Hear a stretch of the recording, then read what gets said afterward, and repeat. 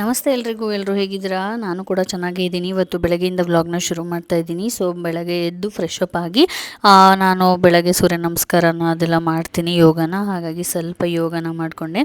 ಇವತ್ತು ತುಂಬಾ ಜಾಸ್ತಿ ಏನು ಮಾಡೋಕ್ಕೆ ಹೋಗಲಿಲ್ಲ, ಒಂದು 25 ಮಿನಿಟ್ಸ್ ಅಷ್ಟೇ ಮಾಡಿದ್ದು. ಇವತ್ತು ಚಿಕ್ಕದಾಗಿ ಫ್ರೆಂಡ್ಸ್ ಎಲ್ಲ ಸೇರಿ ಗೆಟ್ ಟುಗೆದರ್ ಮಾಡೋಣ ನಮ್ಮ ಮನೇಲಿ ಅಂತ ಅಂದ್ಕೊಂಡಿದ್ವಿ. ಹಾಗಾಗಿ ಅಡುಗೆನ ಮಾಡ್ಕೋಬೇಕಿತ್ತು. ಸೊ ಬೇಗನೆ ಎಲ್ಲ ಕೆಲಸ ಮುಗಿಸ್ಬೇಕಾಗಿರೋದ್ರಿಂದ ಬೇಗನೆ ಯೋಗ ಎಲ್ಲ ಮುಗಿಸಿ ಒಂದು ಗ್ಲಾಸ್ ಬಿಸಿನೀರು ಕುಡಿಯೋಣ ಅಂತ ಹೇಳಿ ಬಂದಿದ್ದಾಯಿತು ಅಡುಗೆ ಮನೆಗೆ. ಒಂದು ಗ್ಲಾಸ್ ಬಿಸಿನೀರನ್ನ ಕಾಸ್ಕೊಂಡು ಬಿಸಿನೀರನ್ನ ಕುಡಿದೆ. ಇತ್ತೀಚೆಗೆ ಇದೇ ಫಸ್ಟ್ ಟೈಮ್ ನಾನು ತುಂಬ ಒಬ್ಬಳೇ ಅಡುಗೆ ಮಾಡ್ತಾ ಇರೋದು, ಇಷ್ಟೆಲ್ಲ ಅಂದರೆ ಎಲ್ರಿಗೂ ಸೇರಿಸಿ.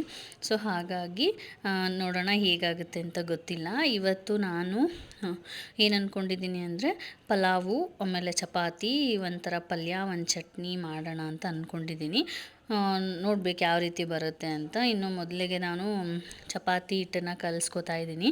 ಸೊ ಚಪಾತಿ ಹಿಟ್ಟು ಕಲಸಿಟ್ಬಿಟ್ರೆ ಒಂದು ಸ್ವಲ್ಪ ಹೊತ್ತು ನೆನೆದ್ಬಿಡುತ್ತೆ ಅಂತ ಅಷ್ಟೇ. ಹಾಗಾಗಿ ಮೊದಲಿಗೆ ಚಪಾತಿ ಹಿಟ್ಟನ್ನು ನೀಟಾಗಿ ಕಲಿಸ್ಕೊತಾ ಇದ್ದೀನಿ. ಇದಕ್ಕೆ ನಾನು ಸ್ವಲ್ಪ ಉಪ್ಪು ಮತ್ತು ಹಾಲನ್ನ ಹಾಕಿ ಕಲಿಸ್ತೀನಿ, ಹಾಗಾದರೆ ಚಪಾತಿ ಸ್ವಲ್ಪ ಸಾಫ್ಟಾಗಿ ಬರುತ್ತೆ ಅಂತ ಹೇಳಿ. ಸೊ ಈ ಥರ ಲಾಸ್ಟಿಗೆ ಸ್ವಲ್ಪ ಎಣ್ಣೆನ ಸವರ್ಬಿಟ್ಟು ಇನ್ನೊಂದು ಸತಿ ನೀಟಾಗಿ ನಾದಿ ಎತ್ತಿಟ್ಬಿಡ್ತೀನಿ. ಸ್ವಲ್ಪ ಹೊತ್ತು ಬಿಟ್ಟು ಉದ್ದಿದ್ರೆ ಚೆನ್ನಾಗಿ ಬರುತ್ತೆ ಅಂತ ಹೇಳಿ. ಇನ್ನು ಇದಾದಮೇಲೆ ನಾನು ಆವಾಗಲೇ ನೀರನ್ನ ಬಿಸಿ ಮಾಡ್ಕೊಂಡಿದ್ದೆ ಅಲ್ವಾ ಕುಡಿಯೋಣ ಅಂತ. ಅದು ಯಾಕೋ ಸ್ವಲ್ಪ ಜಾಸ್ತಿ ಬಿಸಿನೇ ಆಗೋಗಿತ್ತು. ಸೊ ಕುಡಿಯೋದಕ್ಕಾಗಿರಲಿಲ್ಲ, ಹಾಗೆ ಸೈಡ್ಗೆ ಎತ್ತಿಟ್ಬಿಟ್ಟಿದ್ದೆ. ಅದು ಆರೋ ಅಷ್ಟೊತ್ತಿಗೆ ಇದನ್ನು ಹಿಟ್ಟನ್ನು ಕಲಿಸ್ಕೊಳ್ಳೋಣ ಅಂತ ಬಿಟ್ಟಿದ್ದೆ. ಇನ್ನು ಇವಾಗ ಹಿಟ್ಟೆಲ್ಲ ಕಲಸಿದ್ದಾಯಿತು ಅಲ್ವಾ, ಹಾಗಾಗಿ ಒಂದು ಸ್ವಲ್ಪ ಹೊತ್ತು ನೀರನ್ನ ಕುಡಿಯೋಣ ಅಂತ ಹೇಳಿಬಿಟ್ಟು ಸುಮ್ಮನೆ ನಿಂತ್ಕೊಂಡಂತೂ ನಂಗೆ ಕುಡಿಯೋಕ್ಕಾಗಲ್ಲ. ಹಾಗಾಗಿ ಸ್ವಲ್ಪ ಓಡಾಡಿಕೊಂಡು ನೀರನ್ನ ಕುಡಿದೆ. ಹೇಗೆ ಎಲ್ಲಿಂದ ಸ್ಟಾರ್ಟ್ ಮಾಡೋದು ಅಂತ ಎಲ್ಲ ಹೇಳಿ, ಬಿಕಾಸ್ ನನಗೆ ಒಂಥರ ಭಯ ಅನ್ನಿಸ್ತಿತ್ತು, ಏನಾಗುತ್ತೋ ಏನೋ ಫಸ್ಟ್ ಟೈಮ್ ಮಾಡ್ತಿದ್ದೀನಿ ಆ ಥರ ಎಲ್ಲ. ಸೊ ಈ ಥರ ಯೋಚನೆ ಮಾಡ್ತಾನೆ ಇದ್ದೆ, ಇನ್ನು ಮಾಡಬೇಕಲ್ಲ, ಶುರು ಮಾಡಿಬಿಡೋಣ. ಎದ್ದಿರೋದು ಕೂಡ ಲೇಟು, ರಾತ್ರಿ ಏನೋ ಒಂಥರ ಭಯಕ್ಕೆ ನಿದ್ದೆನೇ ಬಂದಿರಲಿಲ್ಲ. ಇವಾಗ ಸ್ವಲ್ಪ ಲೇಟಾಗಿ ಎದ್ದಿದ್ದರಿಂದ ಇನ್ನೂ ಕಷ್ಟ ಅನ್ನಿಸ್ತಿತ್ತು. ಸೊ ಮೊದಲಿಗೆ ನಾನು ಎಲ್ಲ ನೀಟಾಗಿ ವೆಜಿಟೇಬಲ್ಸ್ನ ಕಟ್ ಮಾಡ್ಕೊಳ್ಳೋಣ ಅಂತ ಅಂದ್ಕೊಂಡೆ. ಯಾಕಂದರೆ ಒಂದು ಸತಿ ಎಲ್ಲದನ್ನು ಕೂಡ ನಾನು ಕಟ್ ಮಾಡಿ ಇಟ್ಕೊಂಡ್ಬಿಟ್ರೆ ಆಮೇಲೆ ಎಲ್ಲ ಒಗ್ಗರಣೆನೂ ಬೇಗ ಹಾಕ್ಕೋಬೋದು ಅಂತ ಹೇಳಿ ಇಲ್ಲಿ ಪಲಾವಿಗೆ ಈ ಥರ ಉದ್ದುದ್ದ ಹೆಚ್ಕೋತಾ ಇದ್ದೀನಿ. ಸೊ ಈ ಥರ ಕಟ್ಟಿಂಗ್ ವರ್ಕೆಲ್ಲ ಮುಗಿದ್ಬಿಟ್ರೆ ಒಂದೇ ಸತಿಗೆ ಎಲ್ಲದಕ್ಕೂ ಕೂಡ ಒಗ್ಗರಣೆನ ಹಾಕೋಬೋದು. ಎಲ್ಲದನ್ನು ಕೂಡ ಹಾಕೋತಾ ಇದ್ದೀನಿ. ನಾವಿಲ್ಲಿ ಯಾವಾಗಲೂ ಪ್ರತಿ ಮಂತು ಒಬ್ಬೊಬ್ಬರು ಮನೆಯಲ್ಲಿ ಈ ಥರ ಒಂದು ಗೆಟ್ ಟುಗೆದರ್ ಮಾಡ್ತೀವಿ. ಇಲ್ಲಿ ನೋಡ್ಬೋದು ನೀವು ಎಲ್ಲ ತರಕಾರಿಗಳನ್ನ ಹೆಚ್ಚಿಟ್ಕೊಂಡಿದ್ದೀನಿ. ಅಷ್ಟೊತ್ತಿಗೆ ನೋಡ್ತಾ ಇದ್ದೆ ನಮ್ಮ ಅಭಿಯವರು ಅವ್ರದ್ದು ಏನು ವರ್ಕೌಟ್ನ ಮಾಡ್ತಾಯಿದ್ರು. ಸೊ ಅದಾದಮೇಲೆ ನಾನು ಮೊದಲಿಗೆ ದಾಲ್ ಮಾಡೋಣ ಅಂತ ಎಲ್ಲ ಹೇಳ್ಬಿಟ್ಟು ಬೇಳೆ ಮತ್ತು ಈರುಳ್ಳಿ, ಟೊಮೊಟೊ ಹಣ್ಣು, ಆಮೇಲೆ ಮಸಾಲೆ ಐಟಮ್ಸು ಎಲ್ಲದನ್ನು ಒಂದೇ ಕುಕ್ಕರಲ್ಲಿ ಹಾಕಿ ಬೇಯೋಕ್ಕಿಡ್ತಾ ಇದ್ದೀನಿ. ಈ ಸತಿ ಟೈಮ್ ಇರಲ್ಲ ಅಂತ ಹೇಳ್ಬಿಟ್ಟು ಈ ಥರ ಮಾಡಿಕೊಂಡೆ. ಬಟ್ ತುಂಬಾ ಚೆನ್ನಾಗಿ ರುಚಿಯಾಗಿ ಬಂದಿತ್ತು ಇದು. ಎಲ್ಲದನ್ನು ಒಂದರಲ್ಲೇ ಹಾಕಿಬಿಟ್ಟು ನೀಟಾಗಿ 2 ವಿಷಲ್ನ ಕೂಗಿಸಿದ್ದಾಯಿತು. ಇದಾದಮೇಲೆ ಮೇಲೆ ಒಂದು ದಡ್ಕ ಮಾಡೋಣ ಅಂತ ಹೇಳ್ಬಿಟ್ಟು ಒಂದು ಸ್ವಲ್ಪ ಎಣ್ಣೆನ ಹಾಕಿ ಅದಕ್ಕೆ ಸಾಸಿವೆ, ಜೀರಿಗೆ ಮತ್ತು ಕಾಳನ್ನ ಒಗ್ಗರಣೆ ಕೊಟ್ಬಿಟ್ಟು ಅದಾದಮೇಲೆ ಅದಕ್ಕೆ ಸ್ವಲ್ಪ ಒಣಮೆಣ್ಸಿಕಾಯಿ ಮತ್ತು ಖಾರದ ಪುಡಿನ ಹಾಕಿದ್ದೀನಿ ಅಷ್ಟೇ. ಸೊ ನನಗೆ ಇತ್ತೀಚೆಗೆ ಇಂಗು ಭಾಳ ಇಷ್ಟ, ಹಾಗಾಗಿ ಇಂಗನ್ನು ಸ್ವಲ್ಪ ಹಾಕಿದ್ದೀನಿ. ಇಂಗನ್ನು ಹಾಕಿ ಒಗ್ಗರಣೆ ಕೊಟ್ಬಿಟ್ರೆ ಚೆನ್ನಾಗಾಗುತ್ತೆ ಅಂತ ಹೇಳಿ. ಸೊ ಇನ್ನೂ ಅದೆಲ್ಲ ಬೆಂದೋಗಿತ್ತು ಅಲ್ವಾ, ಸೊ ಹಾಗಾಗಿ ಇದನ್ನು ಅದಕ್ಕೆ ಹಾಕ್ಬಿಟ್ಟು 1-2 ನಿಮಿಷ ಕುದಿಸ್ಬಿಟ್ರೆ ತುಂಬಾ ಚೆನ್ನಾಗಿ ಆಗುತ್ತೆ ಅಂತ ಅನ್ನಿಸ್ತು. ಹಾಗಾಗಿ ಇವತ್ತು ಈ ಥರ ಮಾಡ್ತಿದ್ದೀನಿ. ಪ್ರತಿ ಸತ ಈ ಥರ ಮಾಡ್ತಿರ್ಲಿಲ್ಲ. ಬೇಳೆನ ಸಪ್ರೇಟಾಗಿ ಬೇಯಿಸ್ಕೊಂಡು ಆಮೇಲೆ ಅದಕ್ಕೆ ಒಗ್ಗರಣೆನ ಮಾಡಿ ಅದಕ್ಕೆ ಬೇಳೆನ ಮಿಕ್ಸ್ ಮಾಡ್ತಿದ್ದೆ. ಬಟ್ ಈ ಸತಿ ಈ ಥರ ಇರಲಿ ಸ್ವಲ್ಪ ಡಿಫ್ರೆಂಟಾಗಿ ಅಂತ ಹೇಳಿ ಈ ಥರ ಮಾಡ್ಕೋತಿದ್ದೀನಿ. ಹಾಗೆ ಸ್ವಲ್ಪ ಅರಿಶಿನನೂ ಕೂಡ ಹಾಕ್ಕೊಂಡಿದ್ದೀನಿ ಇದಕ್ಕೆ, ಯಾಕಂದರೆ ಆವಾಗಲೇ ಬೇಯಿಸ್ಬೇಕಾದ್ರೆ ಅರಿಶಿನ ಅದೇನೂ ಹಾಕಿರಲಿಲ್ಲ. ಹಾಗಾಗಿ ಇನ್ನು ಈ ಥರ ನೀಟಾಗಿ ಹಾಕಿ 1-2 ಸತಿ ನೀಟಾಗಿ ಈ ಥರ ಸ್ವಲ್ಪನೇ, ತುಂಬ ಒತ್ತಬಾರ್ದು ಅಲ್ವಾ. ಹಾಗಾಗಿ ಇನ್ನು ಈ ಕಡೆ ಇನ್ನೊಂದು ಗ್ಯಾಸ್ ಮೇಲೂ ಕೂಡ ಬೆಂದಿರೋ ಬೇಳೆನ ಇಟ್ಟಿದ್ದೆ. ಸೊ ಇಟ್ಟಾದಮೇಲೆ ಅದಕ್ಕೆ ಈ ದಡ್ಕನ ಮಿಕ್ಸ್ ಮಾಡಬೇಕಲ್ವ, ಸ್ವಲ್ಪ ಬಿಸಿ ಆಗಲಿ ಅಂತ ಇಟ್ಟೆ.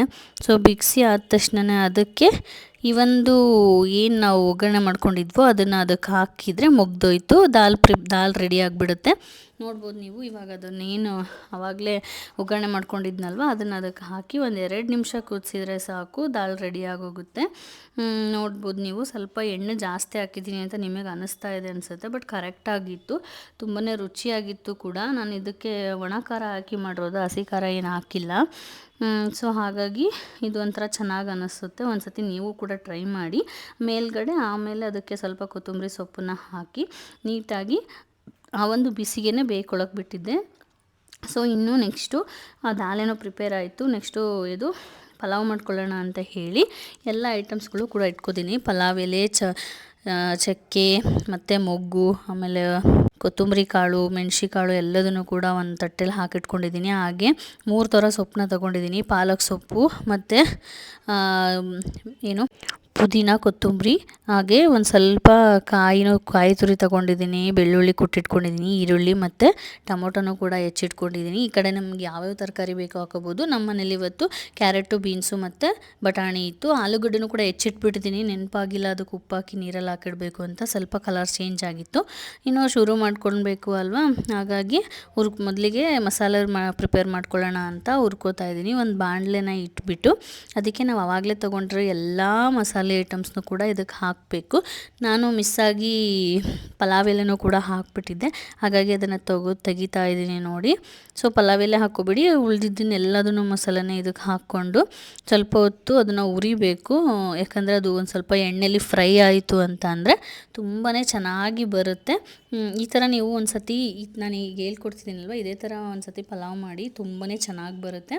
ಇನ್ನು ಅದಕ್ಕೆ ಜಜ್ಜಿಟ್ಕೊಂಡಿರ್ತಂಥ ಬೆಳ್ಳುಳ್ಳಿನೂ ಕೂಡ ಹಾಕಿದ್ದೀನಿ. ಆಮೇಲೆ ಕಾಯಿನ ಹೆಚ್ಚಿಟ್ಕೊಂಡಿದ್ವಿ ಅಲ್ಲ, ತುರ್ಕೊಂಡು ಕೂಡ ಹಾಕ್ಕೋಬೋದು.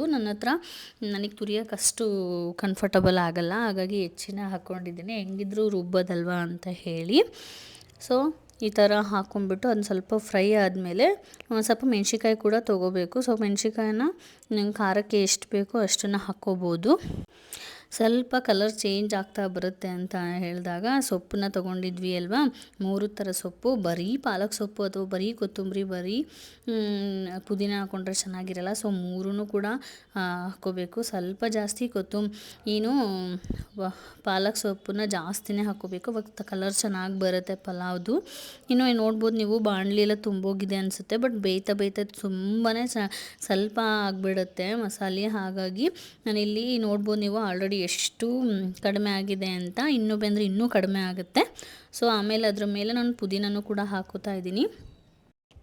ಪುದೀನೂ ಕೂಡ ನೀಟಾಗಿ ಅದರೊಳಗಡೆ ಫ್ರೈ ಆಗೋಕೆ ಬಿಡಬೇಕು. ಹಸಿ ವಾಸನೆ ಎಲ್ಲ ಹೋದಂಗೆ ಆದಮೇಲೆ ಈ ಥರ ಆಗುತ್ತೆ. ಸೊ ಈ ಥರ ಆದಮೇಲೆ ಅದನ್ನು ಸ್ವಲ್ಪ ಹೊತ್ತು ಸ್ಟವ್ ಆಫ್ ಮಾಡಿ ಆರೋದಕ್ಕೆ ಇಟ್ಕೋತಾ ಇದ್ದೀನಿ. ಸೊ ಇದೆಲ್ಲ ಇಟ್ಕೊಳ್ಬೇಕಾದ್ರೆ ಅಭಿಯವ್ರು ಬಂದುಬಿಟ್ಟು ರಾತ್ರಿ ನೆನೆಸಿಟ್ಟಿದ್ದೆ ಕಾಳನ್ನ, ನಾನು ಅದಕ್ಕೆ ಒಗ್ಗರಣೆ ಹಾಕೋತೀನಿ, ಈ ಕಡೆ ಬಾರಮ್ಮ ನೀನು ಸ್ವಲ್ಪ ರೆಸ್ಟ್ ಮಾಡು ಅಂತ ಹೇಳಿದ್ರು. ಸೊ ಅವ್ರಿಗೂ ಗೊತ್ತು ನಾನು ಯಾವಾಗಲೂ ಇಷ್ಟೊಂದು ಅಡುಗೆ ಮಾಡಿಲ್ಲ, ಇವತ್ತು ಮಾಡ್ತಿದ್ದಾಳೆ ಅಂದರೆ ಅವಳಿಗೂ ಕಷ್ಟ ಆಗುತ್ತೆ ಅಂತ, ಹಾಗಾಗಿ ನಾನೇ ಮಾಡ್ಕೋತೀನಿ, ಇನ್ನೊಂದು 2 ನಿಮಿಷ ನಿಂತ್ಕೋ ಆರಾಮಾಗಿ ಅಂತ ಹೇಳಿದ್ರು. ಸೊ ಒಂದು ಸ್ವಲ್ಪ ಹೊತ್ತು ರೆಸ್ಟ್ ಸಿಕ್ಕಂಗಾಯಿತು. ಇನ್ನು ಅವರು ಒಗ್ಗರಣೆನ ಮಾಡಿಕೊಂಡು ಅವರು ಶಾಪಿಗೆ ಹೊರಟರು. ನಾನು ಆಮೇಲೆ ಚಪಾತಿನ ಮಾಡ್ಕೊಳ್ಳೋಣ ಅಂತ ಹೇಳಿ ಚಪಾತಿನ ಲಟ್ಟಿಸ್ಕೊತಾ ಇದ್ದೀನಿ. ಸೊ ಚಪಾತಿ ಎಲ್ಲ ಮುಗಿಸಿ ಒಂದೇ ಸತಿಗೆ ಲಾಸ್ಟಿಗೆ ಪಲಾವ್ ಮಾಡಿದ್ರೆ ಅಷ್ಟೊತ್ತಿಗೆ ಅದು ಕೂಡ ಆರಿರುತ್ತೆ ಮಸಾಲೆ ಅಂತ ಅಂದ್ಕೊಂಡು, ಸೊ ಚಪಾತಿನ ಉದ್ಕೊಂಡು ಬೇಯಿಸ್ಕೊಳ್ಳೋದಕ್ಕೆ ರೆಡಿ ಮಾಡಿಕೊಂಡೆ. ಅಷ್ಟೊತ್ತಿಗೆ ಚಪಾತಿ ಮಾಡಿ ನಾನು ಮುಗಿಸೋ ಅಷ್ಟೊತ್ತಿಗೆ ಅಭಿಯವರು ಶಾಪ್ನ ಓಪನ್ ಮಾಡಿ ಕ್ಯಾಮ್ರಾ ಅಂದ್ಬಿಟ್ಟು ಮನೆಗೆ ಟಿಫನಿಗೆ ಅಂತ ಹೇಳಿ ಬಂದರು. ಸೊ ಅವ್ರಿಗೆ ಟಿಫನ್ ಹಾಕ್ಕೊಟ್ಕೊತಾನೆ ಉತ್ತಾ ಇದ್ದೆ. ಅವರು ಇನ್ನೇನು ನಾನು ಟಿಫನ್ ಮಾಡ್ತಾಯಿದ್ದೆ ಅಂದರೆ ಲೈಕ್ ಈ ಥರ ಎಲ್ಲ ಕೆಲಸ ಮಾಡ್ತಿದ್ದೆ ಅಂದರೆ ಟಿಫನ್ ಏನು ಮಾಡಲ್ಲ ಅಂತ ಗೊತ್ತು ಅವರಿಗೆ. ಹಾಗಾಗಿ ಅವರೇ 1-2 ತುತ್ತು ನಾನೇ ತಿನ್ನಿಸ್ತೀನಿ, ನೀನು ಹಂಗೆ ಮಾಡು ಅಂತ ಹೇಳಿ ನನಗೂ ಕೂಡ ಅಲ್ಲೇ ಟಿಫನ್ ಮಾಡಿಸ್ಬಿಟ್ರು. ಒಂಥರ ಬ್ಲೆಸ್ಡ್ ಅನಿಸುತ್ತೆ ಅಭಿ ನನ್ನ ಜೊತೆ ಇದ್ದರೆ.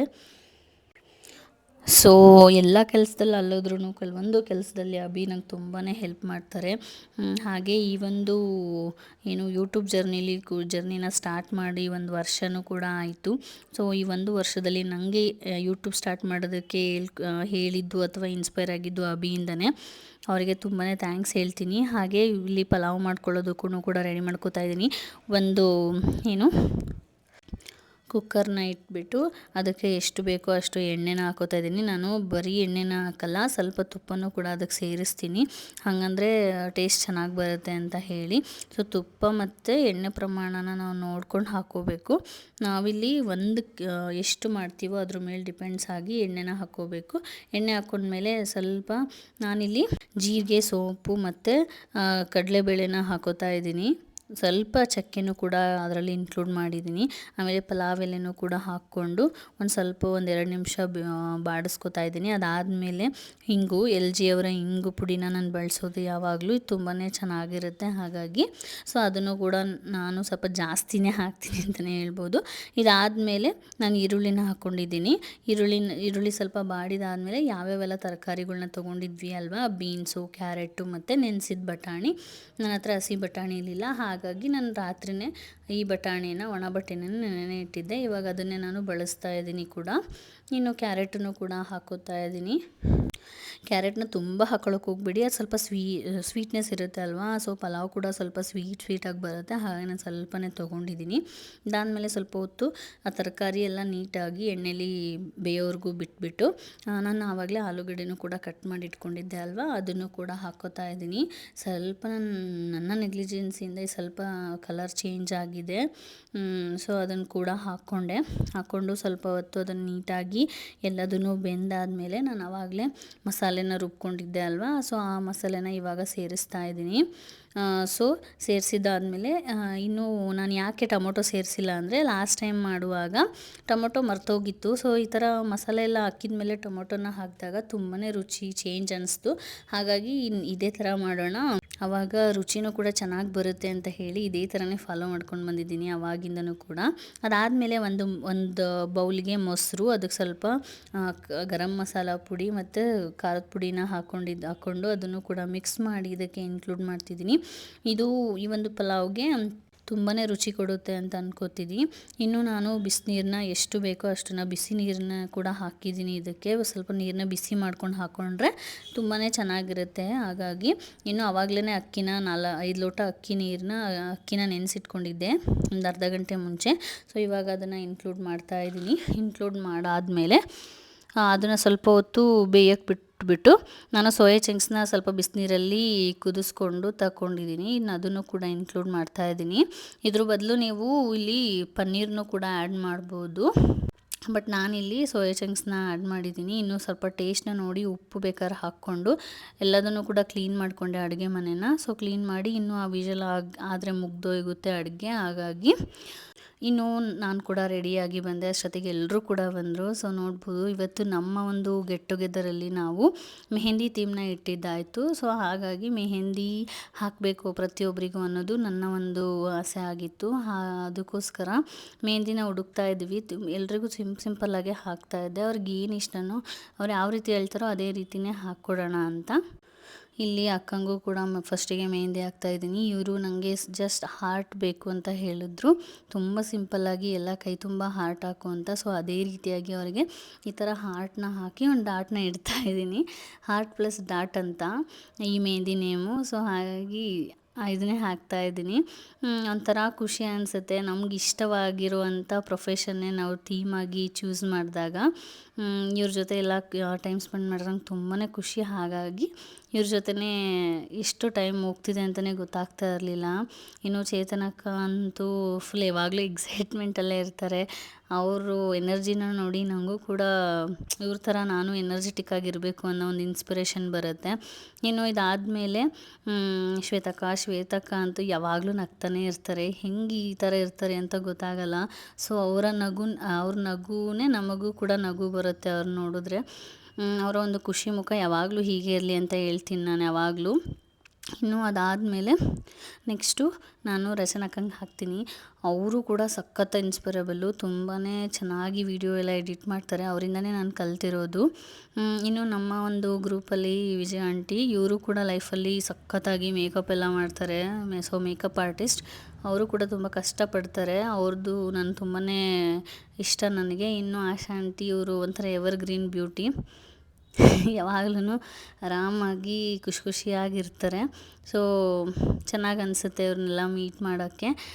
ಇನ್ನು ಮಾನ್ಸಕ್ಕ ಅಂತೂ ಸಖತ್ ಯಾವಾಗಲೂ ಆ್ಯಕ್ಟಿವ್ ಇರ್ತಾರೆ. ಸೊ ಅವ್ರಿಗೂ ಕೂಡ ಮೆಹಂದಿನ ಮುಗಿಸಿ ಒಂದೆರಡು ರೀಲ್ ಮಾಡೋಣ ಅಂತ ಹೇಳಿ ರೀಲ್ನ ಕೂಡ ಮಾಡ್ತಾಯಿದ್ದೆ. ಈ ರೀಲ್ನ ನಾನು ಆಲ್ರೆಡಿ ನನ್ನ ಯೂಟ್ಯೂಬ್ ಚಾನಲಲ್ಲಿ ಶಾರ್ಟ್ಸಲ್ಲಿ ಅಪ್ಲೋಡ್ ಮಾಡಿದ್ದೀನಿ, ಒಂದು ಸತಿ ಚೆಕ್ ಮಾಡಿ.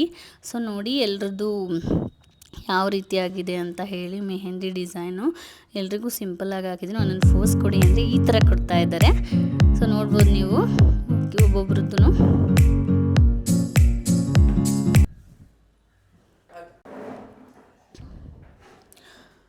ಇನ್ನು ಇದೆಲ್ಲ ಮುಗಿಸ್ಕೊಂಡು ಊಟನ ಮಾಡೋಣ ಅಂತ ಕೂತ್ಕೊಂಡ್ವಿ. ಹೆಂಗಾಗಿದೆನೋ ಹೇಗೋ ಅಂತ ಎಲ್ಲ ಭಯ ಆಯಿತು. ಬಟ್ ತುಂಬ ರಿಯಲಿ ಎಲ್ಲರೂ ಎಷ್ಟು ಚೆನ್ನಾಗಿದೆ ಅಂದಾಗ ಖುಷಿ ಆಗೋಯಿತು. ಇನ್ನು ಆಶಾಂಟಿ ಮೆಣ್ಸಿನ್ಕಾಯಿನೂ ಕೂಡ ತಂದಿದ್ದರು. ಸೊ ಅದ್ರ ಜೊತೆ ನಾನು ಅದನ್ನು ಕೂಡ ಇನ್ಕ್ಲೂಡ್ ಮಾಡಿ. ಇನ್ನೂ ಊಟ ಎಲ್ಲ ಮುಗಿದ್ಮೇಲೆ ಅಭಿಯವರು ಐಸ್ ಕ್ರೀಮ್ ತಂದು ಕೊಟ್ಟಿದ್ರು. ಸೊ ಎಲ್ಲರೂ ಕೂತ್ಕೊಂಡು ಐಸ್ ಕ್ರೀಮ್ ತಿಂತಿದ್ವಿ. ಇವರು ವೀಡಿಯೋ ಮಾಡಿಸಿದ್ದೀನಿ ಅಂತ ಸ್ವಲ್ಪ ಫೋಸ್ ಕೊಡ್ತಿದ್ದಾರೆ. ಎಷ್ಟು ಖುಷಿ ಆಯಿತು ಇವತ್ತು ಎಲ್ಲರನ್ನೂ ನೋಡಿ. ಇದಾಗಿತ್ತು ಇವತ್ತಿನ ನಮ್ಮ ಈ ವಿಡಿಯೋ. ಸೊ ಮತ್ತೆ ಇನ್ನೊಂದು ವಿಡಿಯೋದೊಂದಿಗೆ ಸಿಗ್ತೀನಿ. ಅಲ್ಲಿವರೆಗೂ take care, love you, follow to more.